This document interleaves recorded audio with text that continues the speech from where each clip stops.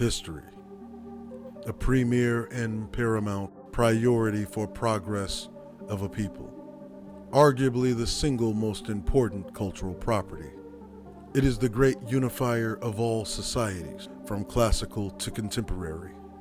It is the shining beacon that restores vision to the blind. It is imperative that we create a unified effort to learn from it, that we may emulate its successes and prevent repeating its mistakes. For without history, we are without purpose.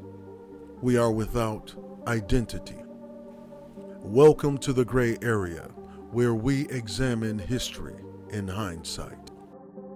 January 25th, 1799, Eliakim Spooner patented the seeding machine. 1870, G.D. Dowles patented the ornamental soda fountain. 1875, the Anti-Slavery Society forms in New York. 1881, Thomas Edison, Alexander Graham Bell, and others signed an agreement to organize the Oriental Telephone Company. 1890, National Afro-American League founded in Chicago, Illinois by Timothy Thomas Fortune, one of the earliest civil rights organizations in America. 1964, Nike was founded, the company's original name, Blue Ribbon Sports. 1979, first documented case of a robot killing a human in the United States. 1980, highest speed ever attained by a warship. It's made by a United States Navy hovercraft. Its speed, 167 kilometers per hour, or 104 miles per hour. 1999, in Louisville, Kentucky, a man received the first hand transplant in the United States. 2011, a revolution begins in Egypt with the demonstrations that demanded the end of President Hosni Mubarak's rule. 2018, Nigerian author Chimamanda Ngozi asked, "Are there any bookshops in Nigeria?" in a controversial French interview. But rewinding all the way back to 1971, a military coup is executed in Uganda, led by none other than then Major General Idi Amin. But the story begins in 1946. A young Idi Amin joins the King's African Rifles, also known as the KAR, of the British Colonial Army. While Uganda is under British occupation, he joins as a dishwasher and a cook. He rose to the rank of lieutenant while taking part in British actions against Somalian revolutionaries in what was dubbed the Shifta War, in which Somalia was also under British occupation. And then he participated in another British campaign to quell the revolutionary group known as the Mau Mau in Kenya, which was also under British-controlled occupation. As a result, Uganda was granted independence by the United Kingdom in 1962, and Idi Amin remained in the armed forces. He would rise to the position of major and eventually rise to the position of commander of the Ugandan army, and eventually be knighted by the British Crown in 1965. He later became outspoken and critical against the British Empire and Ugandan President Milton Obote, calling him a puppet, even exclaiming, quote, "How can Uganda be independent while still bowing to the British, who we give the lion's share of our resources to, in order to maintain this illusion of freedom while the Ugandan people starve? It is high time they start bowing to us. The problem is Ugandan leadership is weak," end quote. He would also make other statements, such as, "We should not be sending Britain our crops. We already gave them our service, and now it's time for them to go, end quote. Milton Obote, the Ugandan president, ordered Amin to be silent, noting Amin's language was too incendiary for successful Ugandan-British relations. Obote attempted to divert Amin's rhetoric against Obote's British allies by first increasing the Ugandan army's military budget.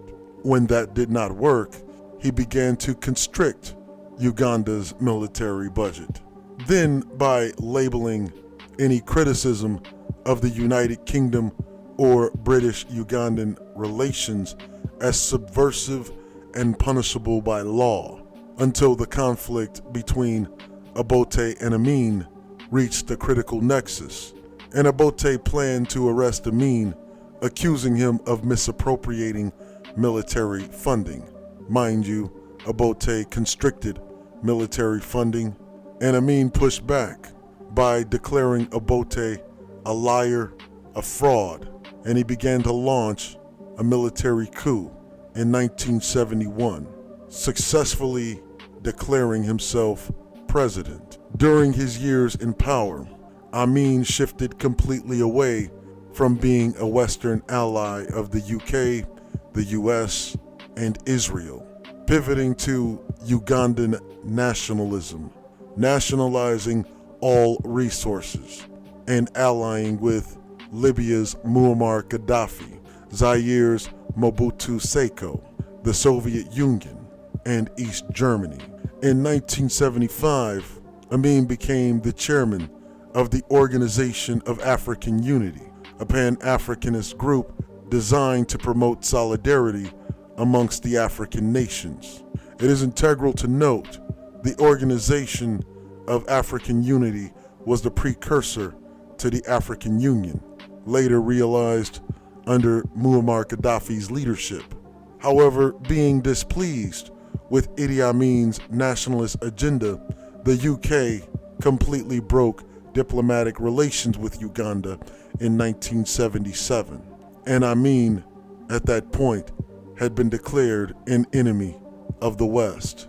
However, Amin's counter-narrative was that he declared that he had defeated the British and would add CBE to his title for Conqueror of the British Empire. Radio Uganda then announced his entire title: His Excellency President for Life, Field Marshal Al-Hajj Dr. Idi Amin Dada, VC, which stands for Victory Cross, DSO, which stands for Distinguished Service Order, and MC, Lord of all the beasts of the earth and fishes of the sea, and Conqueror of the British Empire.